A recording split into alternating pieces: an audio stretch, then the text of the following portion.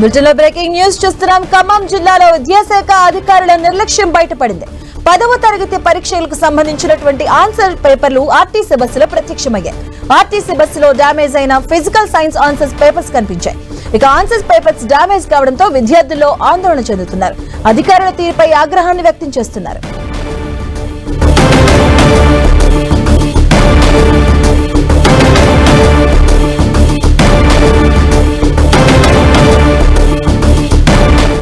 ఇదే అంశానికి సంబంధించిన పూర్తి అప్డేట్స్ మా కరెస్పాండెంట్ సైదులు అందిస్తారు. సైదులు.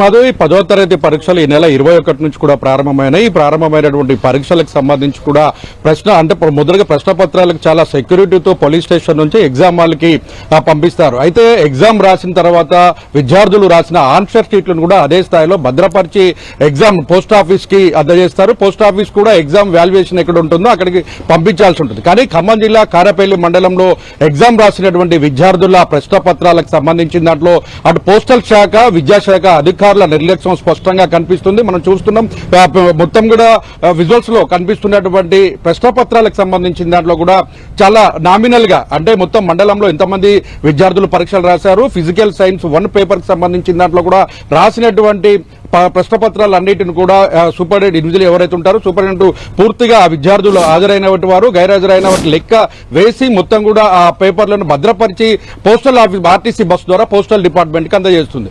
సీల్ చేసినటువంటి ప్రశ్న అంటే మొత్తం కూడా చాలా పకడ్బందీగా పార్సిల్ చేయాల్సినటువంటి ప్రశ్న పత్రాలను చాలా నామినల్ గా బస్తాల్లో పెట్టడంతో అవి చిరిగిపోయినాయి.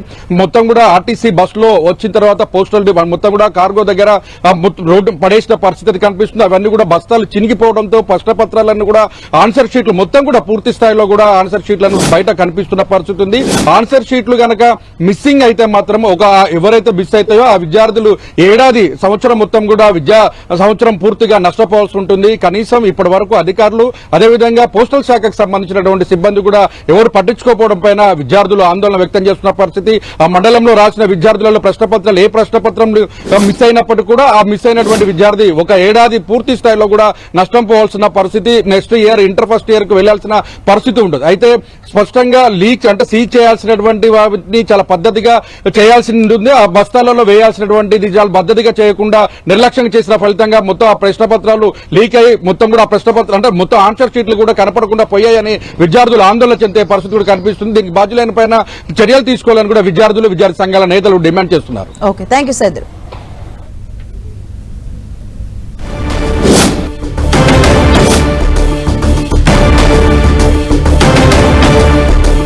ఇక 10th ఎగ్జామ్ ఫిజిక్స్ సంబంధించినటువంటి ఎగ్జామ్స్ పేపర్ సంబంధించిన ఆన్సర్ షీట్స్ మనం చూస్తున్నాం. ఆర్టీసీ బస్సులో తరలిస్తున్నారు. ఆ విజువల్స్ మనం క్లియర్ గా చూస్తున్నాం. మొత్తం అంతా చిరిగిపోయినటువంటి పరిస్థితి కనిపిస్తూ ఉంది.